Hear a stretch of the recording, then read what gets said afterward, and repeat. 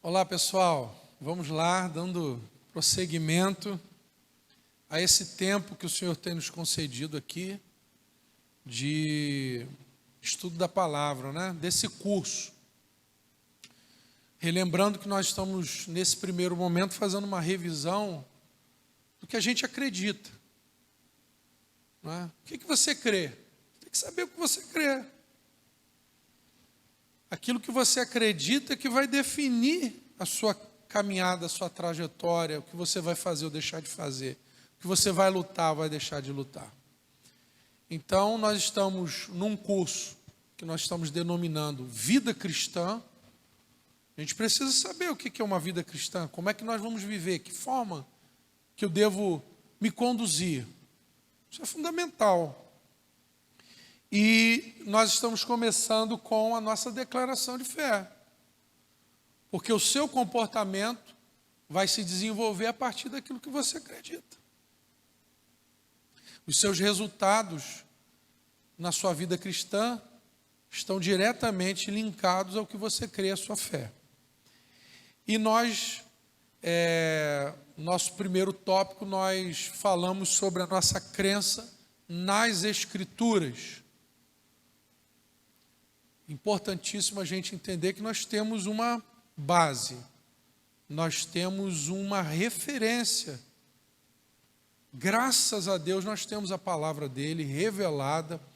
Ele nos proporcionou, o Senhor nos proporcionou as Escrituras. Que maravilha, que socorro.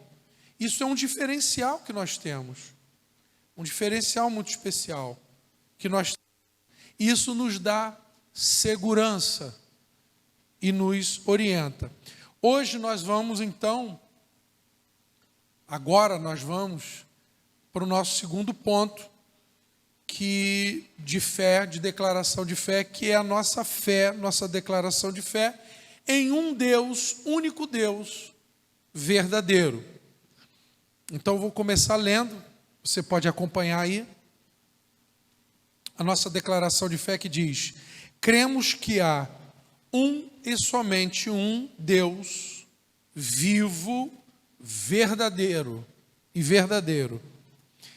Espírito infinito e inteligente, cujo nome está aí o tetragrama, transliterado para o português, está aí YHWH, o tetragrama, transliterando do hebraico, Yud Rei, Vav Rei, Criador e Senhor Supremo dos céus e da terra, indizivelmente glorioso em santidade, digno de toda honra, confiança e amor, que na unidade divina há três pessoas, o Pai, o Filho e o Espírito Santo, iguais em todas as perfeições divinas e que executam ofícios distintos, mas harmônicos na grande obra da redenção. Então, nós estamos seguindo na nossa declaração de fé e agora nós estamos falando acerca do verdadeiro Deus, tá? Aí existem alguns textos bíblicos para embasar essa declaração, né? Vários textos bíblicos, mas eu quero voltar aqui nessa declaração que nós lemos e vamos comentar um pouco isso aqui. O que nós, como cristãos, acreditamos? Primeiro, nós acreditamos em um e somente um Deus. Então, nós somos monoteístas. Nós somos teístas, nós acreditamos que há um Deus. Nós acreditamos que esse Deus é um. Nós não somos politeístas. Ainda que muitos possam, de alguma maneira, serem chamados de deuses, para nós há um só Deus. Por quê? Há um só que é infinito, Espírito infinito. há outros espíritos, mas há um só que é infinito. Porque nós cremos que esse Deus de fato é. E que qualquer outro espírito advém dele, da sua criação. E ele só é infinito, esse Deus, um só. Outros espíritos não são infinitos. A infinitude é um atributo que nós acreditamos, exclusivo deste Deus que nós cremos. Esse Deus é espírito infinito e inteligente, consciente, é uma pessoa, é aquele que verdadeiramente é. Na verdade, ele que por excelência é. Tudo mais existe, mas ele de fato é. Quando ele se apresenta a Moisés, por exemplo, ele diz: eu sou o que é ou o que sou. Então, ele é que tem a propriedade máxima de ser em si mesmo. E ele é autossuficiente em si mesmo. E ele é inteligente, cujo nome é o tetragrama, que é uma convenção, depois a gente pode em alguma outra oportunidade explicar. Esse tetragrama é chamado genericamente de Yahvé ou de Jeová, que na verdade é uma junção do tetragrama com as vogais da palavra Adonai, que significa Senhor. Então fica o Jeová, tá? Mas nós não vamos falar aqui. Aqui nós estamos declarando a nossa fé de uma maneira mais sucinta. Esse Deus, que é único, ele é o Criador. Então, não existem criadores. O Deus que nós estamos falando é o Criador. Tá? Então, quando nós estamos dizendo que nós temos um Deus, ou nós temos um Criador, para nós cristãos é a mesma pessoa, é o mesmo ser, é o Deus Todo-Poderoso, é o Criador do céu e da terra. E Senhor Supremo dos céus e da terra, porque Ele criou as coisas que estão na terra, nesse plano, como as coisas celestiais ou as coisas espirituais. Há seres deste plano e há seres e há construções e há mundo ou mundos em outros planos, no caso celestial.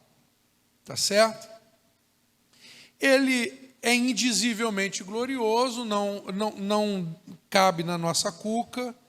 Ele é santo, é um atributo compartilhado, mas inalcançável por nós, é a sua santidade. É digno de toda honra, confiança e amor, que na unidade divina há três pessoas. Então aqui está falando do Pai, do Filho e do Espírito Santo, que é um ponto bastante, diria eu, complexo, mas que está dentro da doutrina cristã, merece uma parte, um tempo à parte para a gente falar sobre isso, mas nós acreditamos no Deus que é um, mas que é trino. É uma coisa que às vezes é difícil a nossa mente conceber. Mais para frente eu vou ver se a gente vai ter uma ilustração. Seguindo, falando aqui desse Deus trino e que executa ofício essas pessoas de forma distinta na grande obra da redenção. Por exemplo, esse Deus, na pessoa do Filho, morreu na cruz do Calvário. esse Deus, na pessoa do Espírito Santo, sela o crente para a redenção, para a salvação.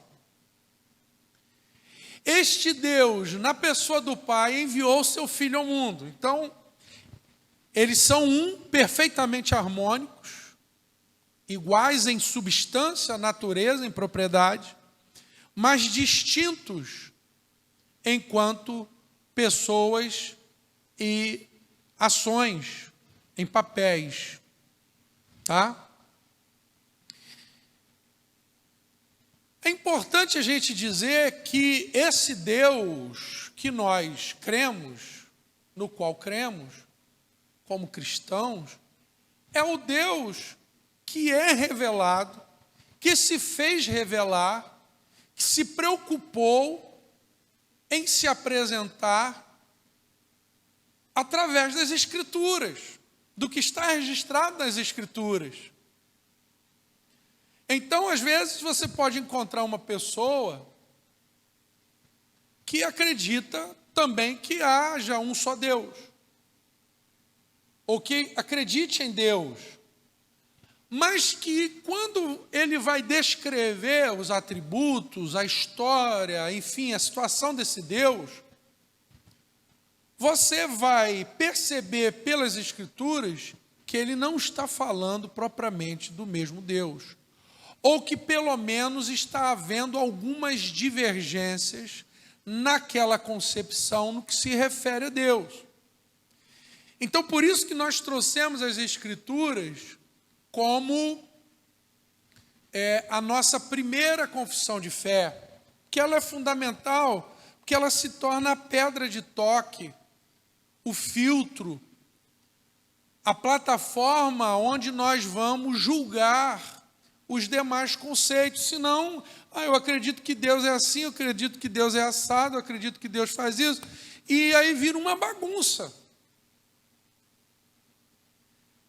E nós devemos, obviamente, respeitar toda a confissão de fé religiosa de qualquer pessoa e de qualquer povo.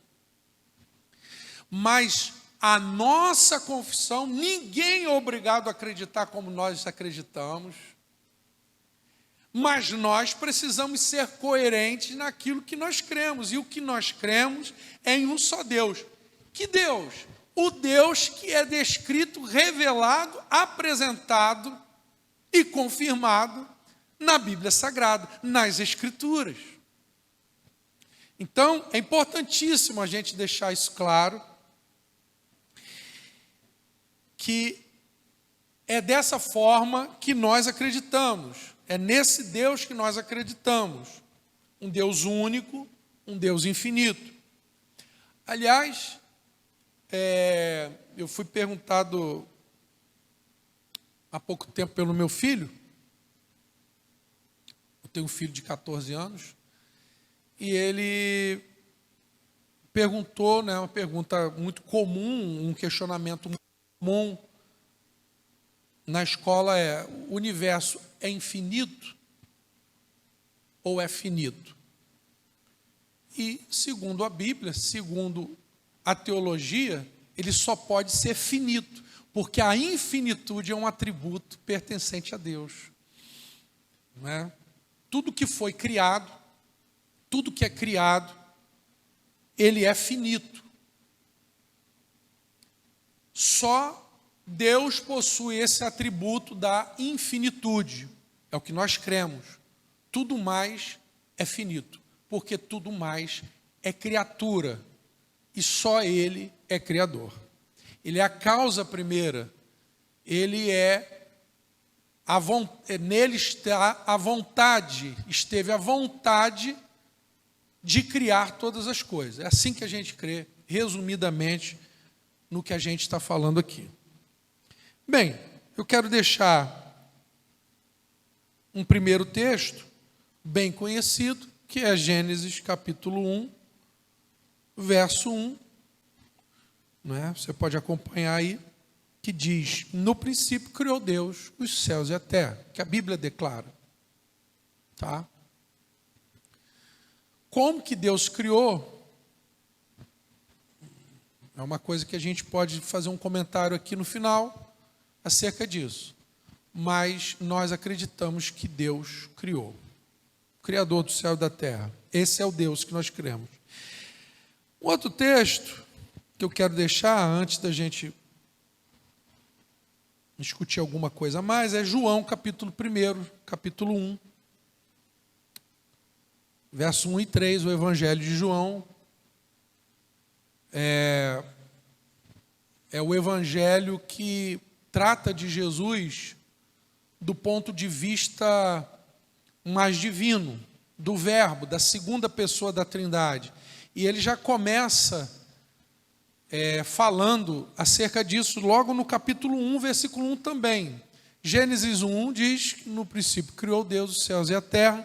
E agora João, que foi dos apóstolos o mais íntimo do Messias, aquele que se recostava ao colo de Jesus, aquele mais íntimo, aquele que Jesus levava para as suas situações mais íntimas, aquele apóstolo a quem o Senhor Jesus confiou o cuidado da sua própria mãe, Maria. Esse João, apóstolo que foi mais longevo de todos os apóstolos, que viveu até próximo dos 100 anos de idade, ele diz assim no capítulo 1 do seu livro, o Evangelho de João, versículo 1. No princípio era o Verbo, ou o Logos de Deus. Então, de fato, ele é o ser por excelência. Esse Verbo, essa parte, ou essa pessoa da Trindade, estava com Deus, ele faz parte da Trindade, e esse Verbo era Deus. Então, Deus Pai, Deus Filho, Deus Espírito Santo, e aqui ele está falando em particular para nós do Verbo. No princípio era o Verbo, estava com Deus e era Deus.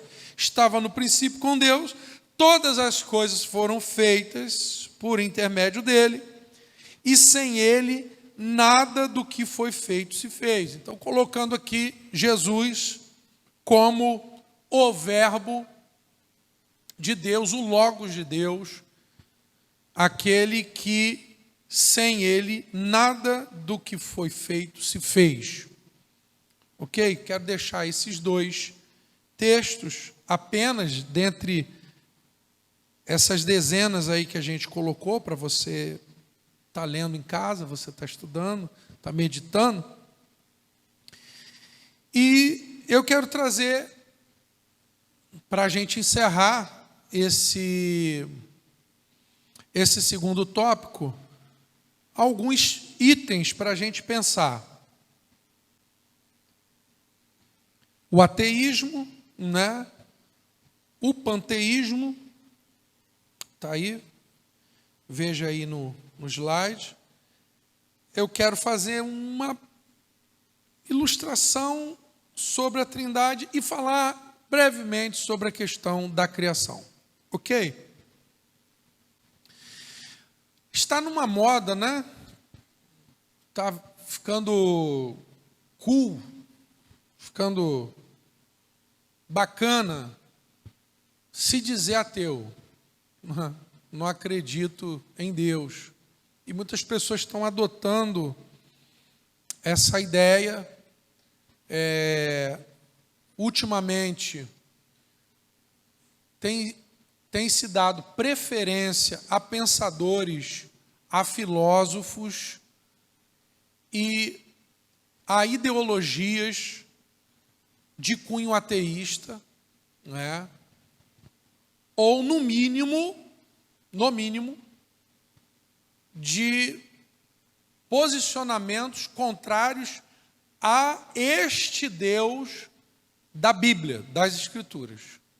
Então, pode-se até falar de outros deuses também, ou de outras concepções de Deus, conquanto que não sejam estas concepções da Bíblia.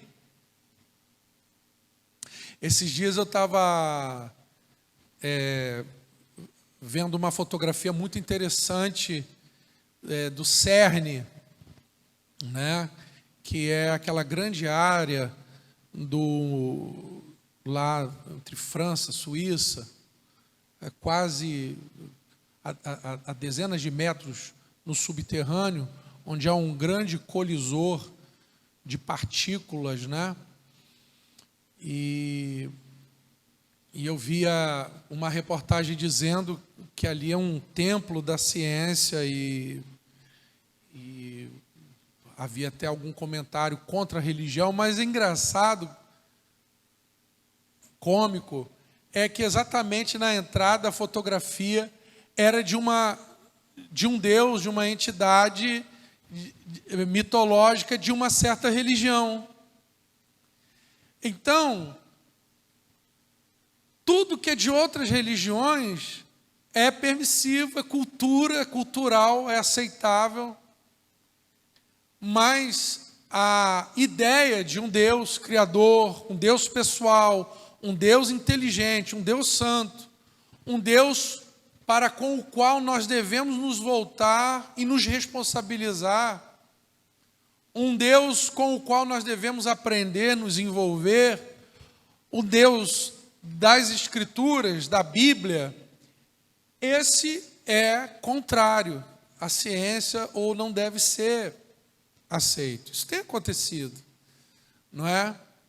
E então tem se tornado moda, tem sido defendida a causa ateísta, a qual nós respeitamos, não é? Obviamente.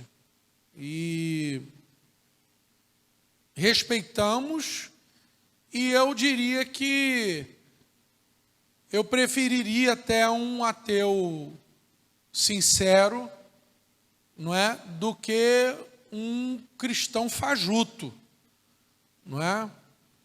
E valeria mais a pena conversar com um ateu sincero do que com um cristão fajuto, mentiroso, hipócrita, dissimulado. Mas é um risco muito grande, não é? Estou fazendo aqui um parêntese. É um risco muito grande você ser um cristão enganado, mas é um risco gravíssimo você ser um ateu. E nós somos aqueles que cremos que tudo tem uma origem primeira, que inexoravelmente a gente tem que chegar na pessoa de Deus. Tá? Deus não é um engendro na evolução humana, algo que o ser humano, do seu ponto de vista evolutivo, precisou criar, não é? Para viver ou para continuar. Não é assim que a gente crê. A gente crê realmente na existência, na veracidade, na lógica por trás da realidade de que existe um Deus criador do céu e da terra. Então nós não somos ateus, nós acreditamos num Deus, nós acreditamos num Deus pessoal. Nós não somos o que a teologia chama de deístas, ou seja, aqueles que acreditam que existe um Deus, mas esse Deus não pode se emanar, não pode se revelar, não pode se conectar. Não é assim que nós cremos. Nós cremos que esse Deus, ele é pessoal e que você pode experimentá-lo, você pode, de alguma maneira, percebê-lo. Você pode conviver com a sua natureza, você pode receber influxos desse Deus.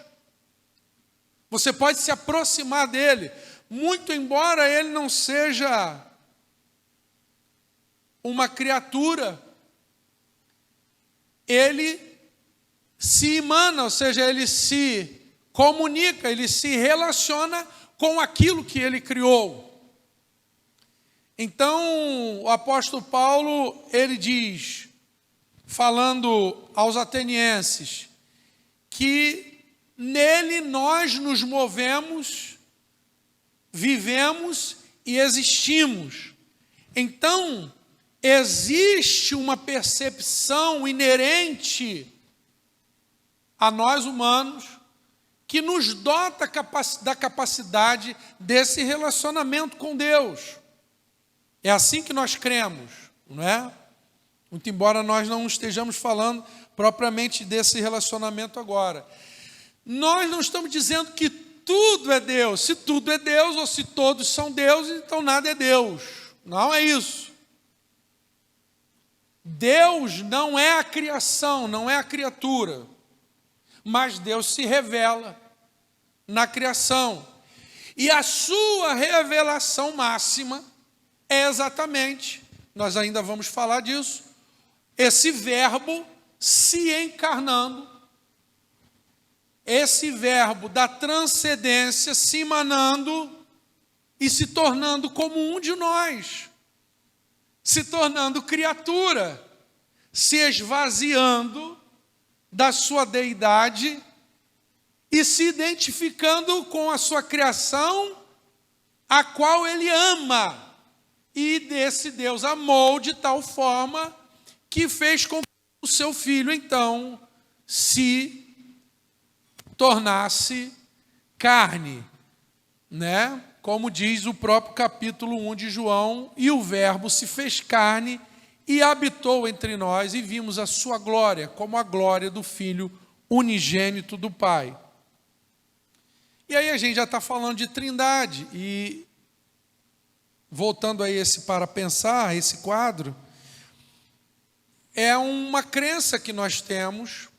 Nós cremos que existe o Deus Pai, existe o Deus Filho e existe o Deus Espírito Santo. O Pai é onipotente, o Filho é onipotente, o Espírito Santo é onipotente, ambos onipresentes, ambos infinitos, têm infinitude, mas com papéis, com propriedades pessoais particulares que se apresentam para nós. É muito difícil, às vezes, você explicar isso. A nossa mente não consegue, às vezes, abarcar essa ideia. Por exemplo, se Deus é um só, como é que Ele é Pai, Filho e Espírito Santo? Então, essa é uma pergunta que às vezes é difícil da gente entender. Mas eu tenho uma ilustração, então, acerca da nossa vida ou do ser humano. Segundo essa visão, nós somos corpo, alma e espírito.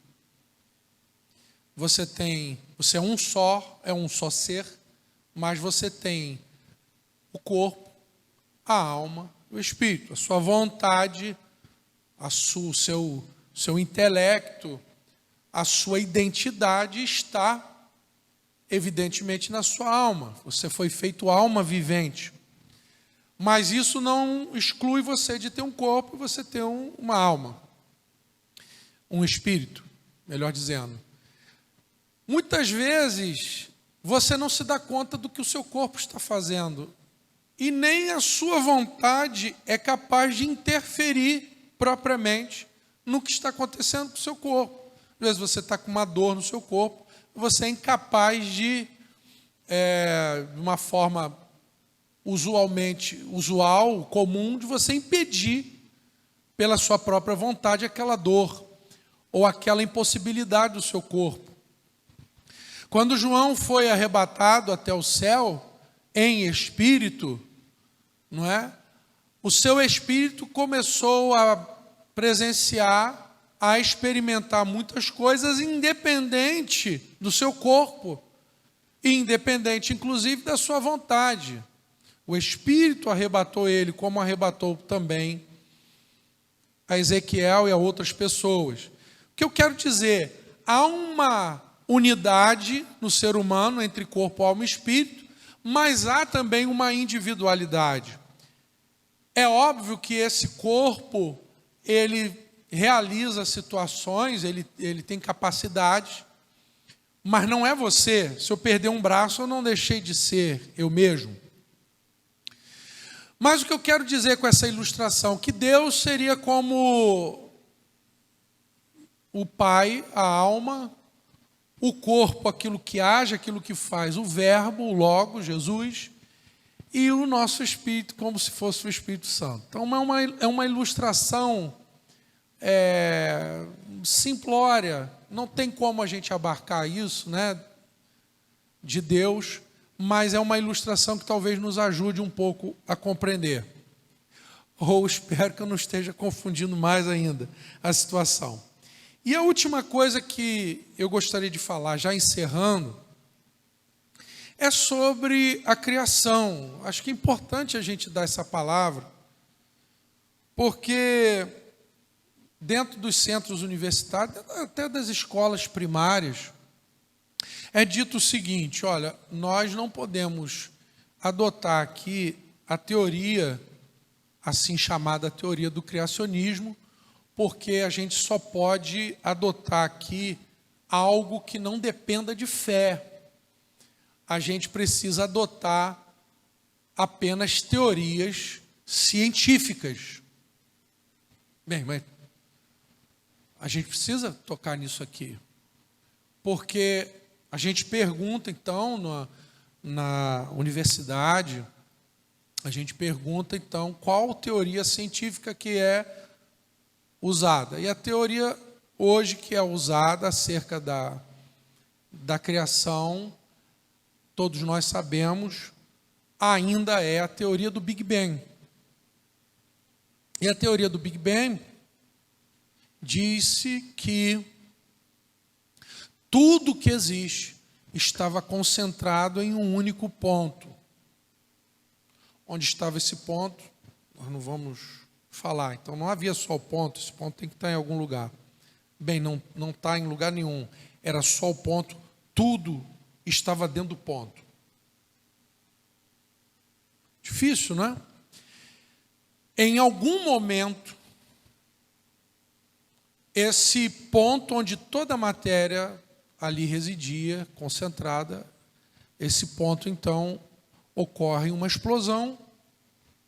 Essa explosão, ela projeta em algum lugar. Esse ponto, então, tinha que estar em algum lugar, ou não, ou surgiu esse lugar do ponto. Essas partículas que, mínimas, quânticas, elas numa velocidade superior à velocidade da luz, então elas inflam e elas crescem, e desse ponto tudo que existe surgiu. As galáxias, as estrelas, os planetas, toda a matéria escura também, ou seja lá o que isso seja. E dentro de bilhões e bilhões e bilhões de anos, aquela matéria, aquele material foi esfriando, porque tudo estava muito quente. E aqui, numa galáxia, na nossa galáxia, na Via Láctea, surgiu um planeta.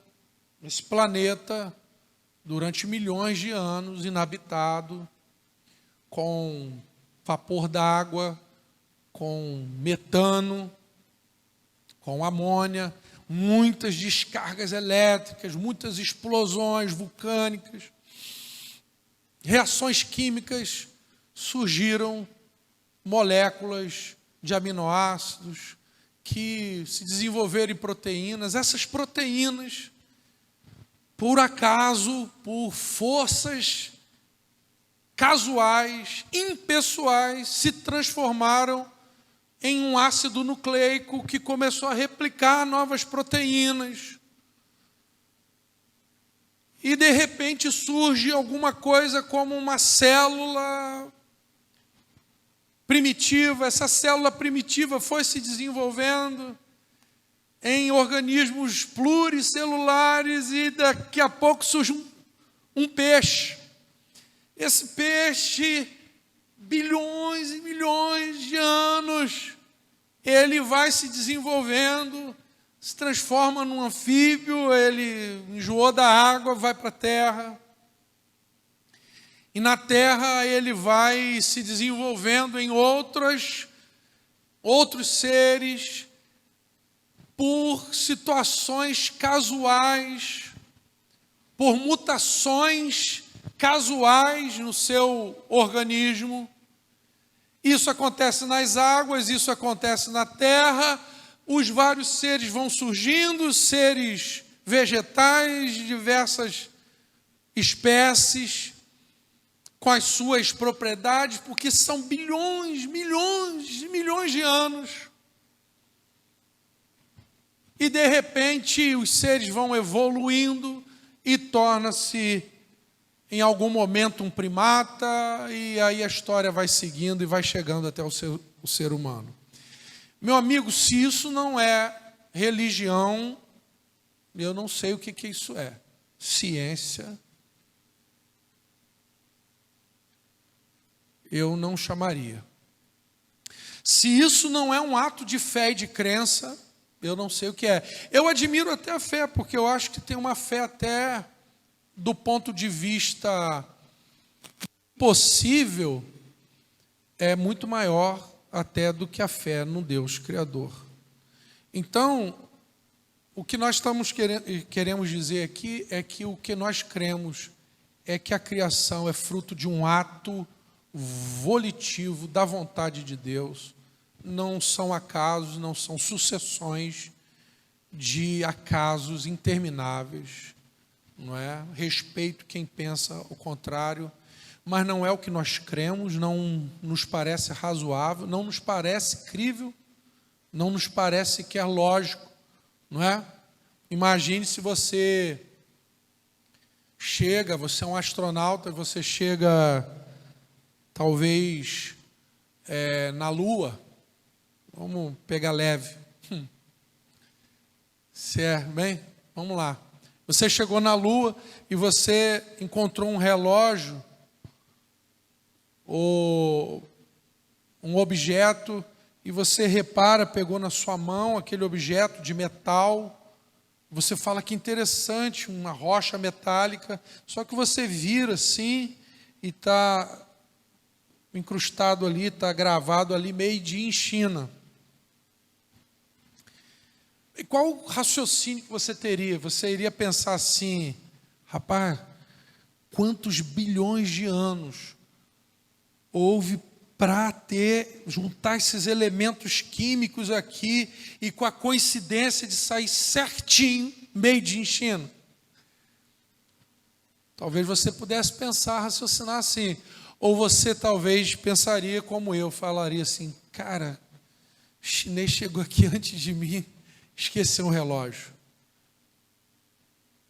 Então, nós acreditamos que está tudo assinado, está tudo muito patente, muito claro, como Romanos diz, que tudo que de Deus pode se conhecer está claramente posto, impresso na natureza, nas coisas criadas.